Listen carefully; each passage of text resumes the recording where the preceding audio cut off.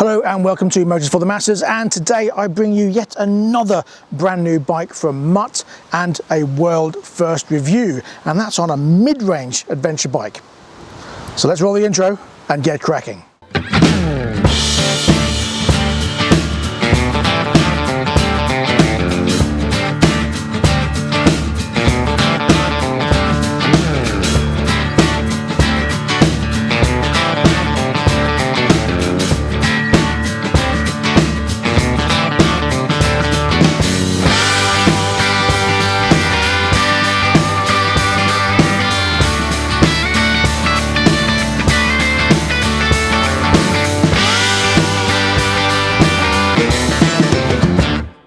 Now, adventure bikes are still a very big draw, and the mid-range adventure bike has a huge rival market. You have the Honda NX500 at almost £6,850, the KTM Adventure 390 at £6,600, the Royal Enfield 450 Himalayan at £6,250, or even the Royal Enfield Himalayan 410 at £5,050, and of course the new CF Moto 450 MT at £5,700, the Vosges 525 DSX at £6,000, or the Benelli TRK 502X at £6,000.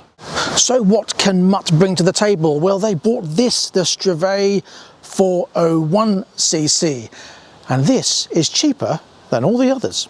Let's take a closer look. So this Mutt is powered by a twin-cylinder 401cc double overhead cam engine, liquid cooled of course, developing 36 brake horsepower and 23.5 pounds-foot of torque. You get 41mm inner and 53mm outer front upside down forks, and a preload adjustable rear monoshock. You get twin 320mm front discs and 4 piston radial style calipers, and a 260mm rear disc with a single piston caliper. And of course the bike has ABS, which is switchable.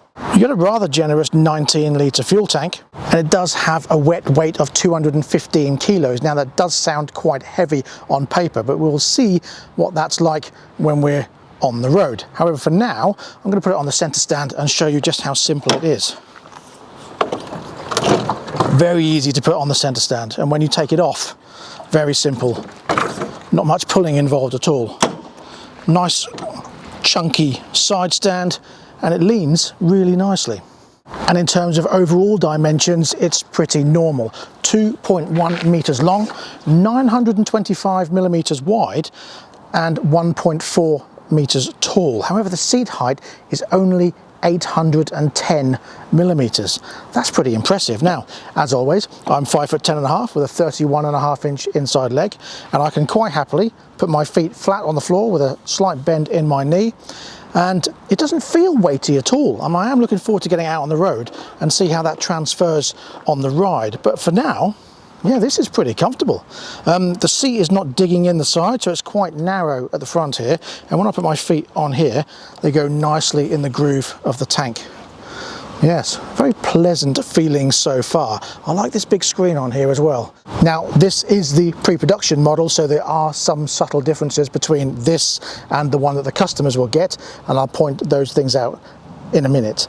One thing I will say is that there's supposed to be adjusters on here, so you can easily undo and adjust the screen, but for now this one is fixed, but you can adjust the screen manually yourself on the bike that's going to be for sale. So some of the other differences, you will see that there's no buttons on this, so it's in kilometers an hour, and that cannot be changed.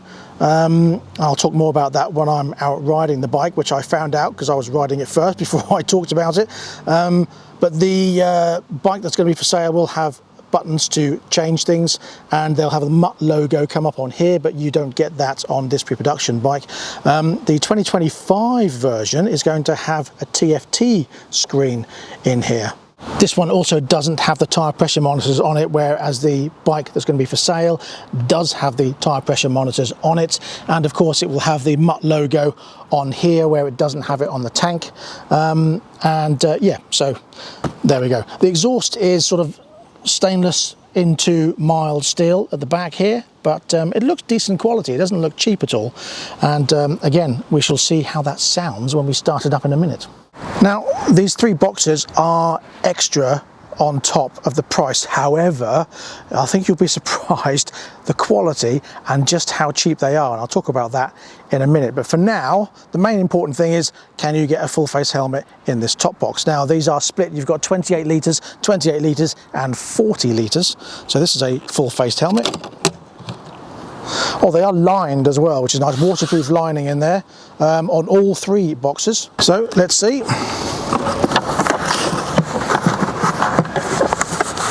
Full face helmet in there, straps on, easy.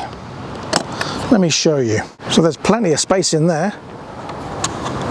Close that down, no problems whatsoever. And then these side panels,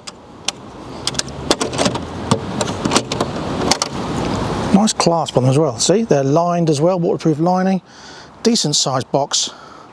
Certainly get what you need in there. As I say, I'll tell you the price on these in a minute, or the price of the bike, including and excluding these. Yeah.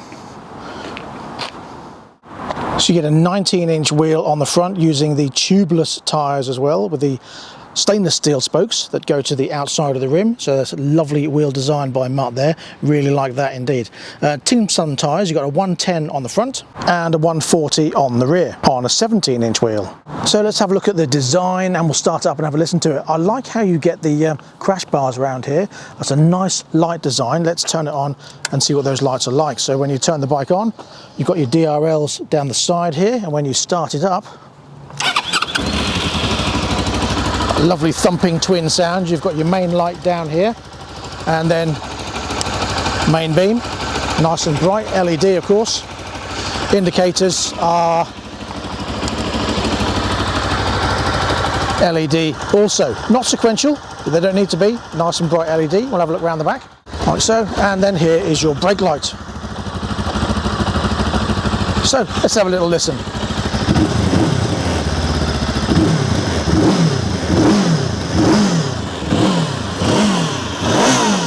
Ooh, nice and throaty, nice and raspy. Love that. Now I will also add that these boxes are easily removable with these brackets here. So you just put the key in, unlock, clump, chump, off, and the same on the side here. So they're very easily removable. You don't have to unscrew 4 million bolts to get them off.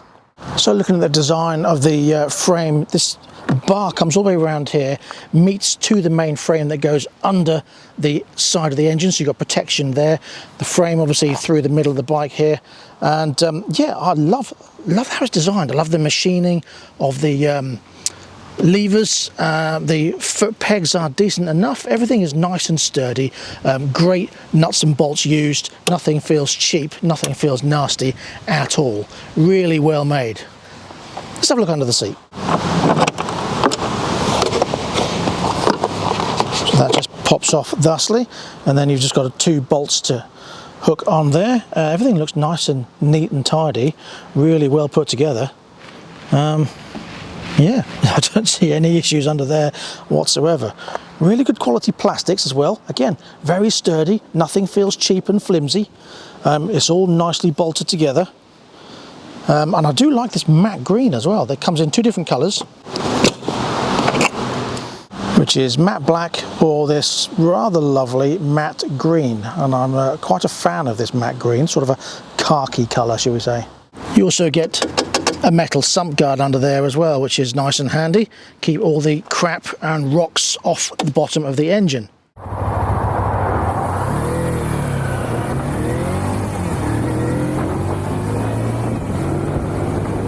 2024 bike will have these mirrors, but the 2025, they're currently in the middle of designing new mirrors, which should go on the 2025 bike. Right.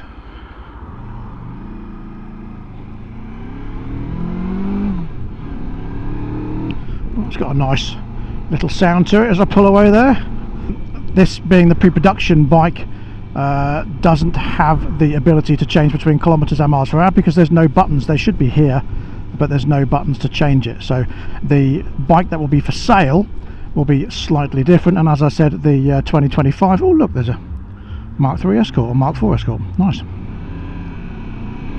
So yeah, the 2025 bike will have the bigger, different TFT screen, but the pre-production, as I say, is the 2024 pre-production, doesn't have anything. So let's see how this fares. I already know that 50 kilometers an hour is about 30 miles an hour. 80 kilometers an hour is about 50 miles an hour. 110 kilometers an hour is about 70 miles an hour. So if I can sit at 110, I'll be happy. 6th gear up to 110, no problems whatsoever. That's certainly got a lot more to go.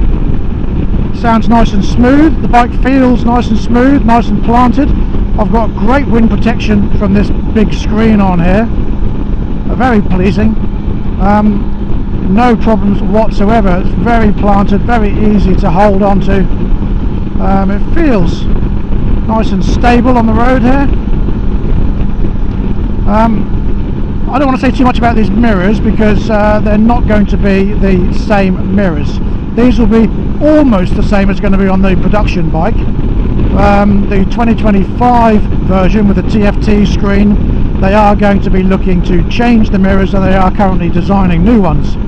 So expect them to change in the near future. But for now, this is actually working quite nicely. But I'm not going to say too much about the mirrors because if there's any buzzing or visibility issues, I can't really fairly criticise them. But for now, these are actually working quite well. I've got about 95 to almost 100% visibility. So that's quite simple. And it works quite well. So even if they did use these mirrors, they'd be absolutely fine. The grips are also going to be different. These are the older grips. The grips that were on the 125 will also be on this, so they'll be a little bit softer. But these are okay. Now again, I'm not going to thrash this bike too much because it's only done 97 kilometers. And as I say, I can't change it to miles an hour, being the pre-production bike. So that's probably about, what, 60 miles, something like that. That's all it's done from new. Nice sounding twin. Again, we'll give it another blast down the dual carriageway and see how it picks up. Decent brakes. Very nice gear change. Nice and soft. Very positive. But not clunky in any way. Just gets in there quite nicely. Turns the corner pretty well. Tucks in really well. Oh look, there's a Mini Clubman. Original Mini Clubman. Nice. Right, let's see how this fares. Quite close gears. Up to 70 miles an hour, no problems. Yeah, that's quite pleasing. Ooh, I'm an electric car. Look how fast I can go. We don't care. It looks like crap. Sounds like a child's toy. But yes, that's quite pleasant actually. As I say, nice and planted. I've got no buzzing at this speed, no feedback through the grips, even though these are not as soft grips as the one it will be. I've got no negative feedback through the foot pegs. Nice comfortable seat. If anything, a tiny bit of buzz on this side panel here in my legs. But it's not offensive. I can just feel it, that's all. Tiny, tiny buzz. But at this speed, 110, so 70 miles an hour, I'm doing 6,800 RPM. And obviously it's got all the way up there to go. Very simple to ride. Very nice bike. Bear in mind I've got 3 boxes on, even though they're empty, and it will go plenty more, I feel. I do like the switch gears, nice and positive clunks on the lights there and the indicators. Push in to stop. Yeah, very pleasing.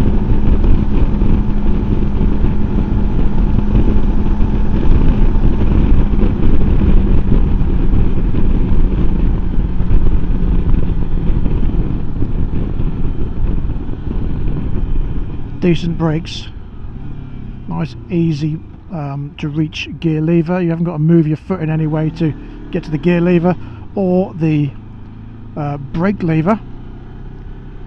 So your feet, I'm a size 9.5 to 10 in a shoe, and I can easily get my feet on these without having to lift off or move in any way. It's just up and down, no problem.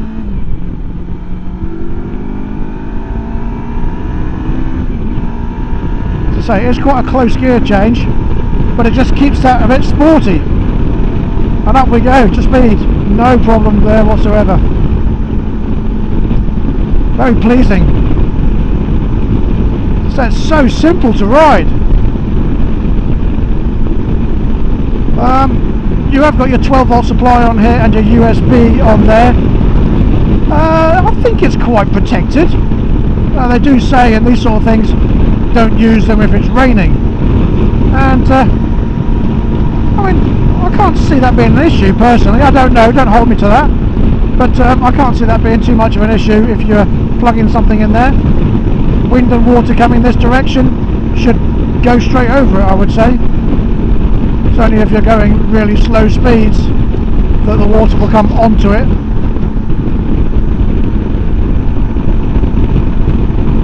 Yeah, it's very simple.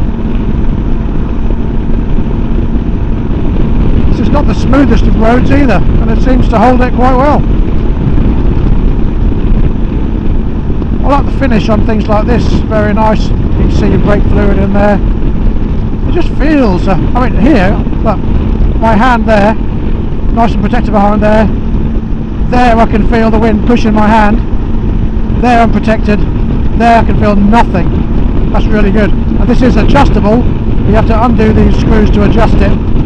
Perhaps they will do an aftermarket handguard kit. But yeah, I can ride this for quite a while, to be fair. I'm really enjoying this. Yeah, really good brakes. Pulls up nicely. Quite confidently as well. Doesn't feel like it's going to slide out or take you by surprise. Just pulls up well. This is it takes a corner well enough. Obviously it's not a sports bike, but yeah, I've got no issues here.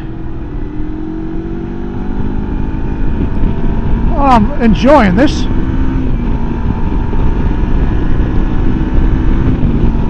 Yeah, straight up to speed. Great bike. Comfortable, smooth, plenty enough power, good acceleration, and that's comes from that close gear change. You've got a good acceleration, then you've got 400cc, so you've got a decent enough power to take you up to 70 and sit there all day long.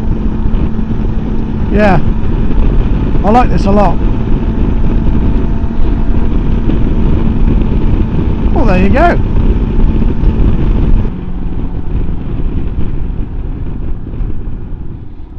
I'll say pulling up, brakes do a great job.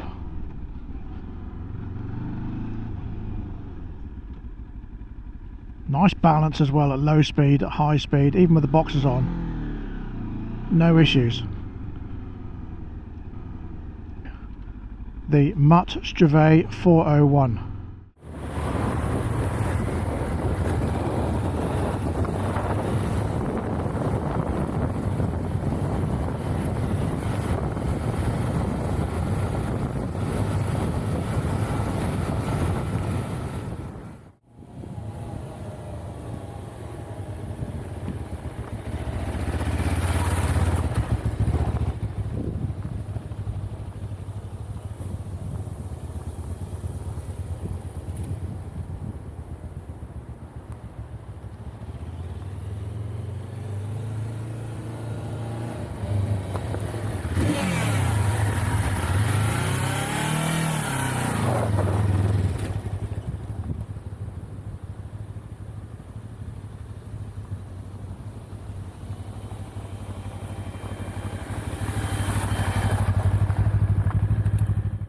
Now there you go. I absolutely love the way this rides. It's a lovely bike. It's pretty low, so a lot of people, it's short in the leg, can ride it. The weight you really don't notice when you're riding, and even when you're maneuvering, it doesn't feel that weighty at all. Now, you do have the Zonsen T350 that comes in at £4,800, but that's without the boxes. And although they're Givey style boxes, aluminium boxes, it is an extra £1,000 for the boxes and racks for that bike, so that would put that bike at almost £6,000. Now this Mutt is £4,995 plus on the road costs. If you want these aluminium boxes, you've got 90 litres in total, and they are aluminium, nice quality, lined, waterproof boxes. It comes in at just £5,374 plus on the road costs. That, I think, is absolutely superb price. Under £5,500, or around on the road with on the road costs, £5,500 for a 400cc adventure bike of this quality with the 3 boxes. I don't think you're going to be able to beat that.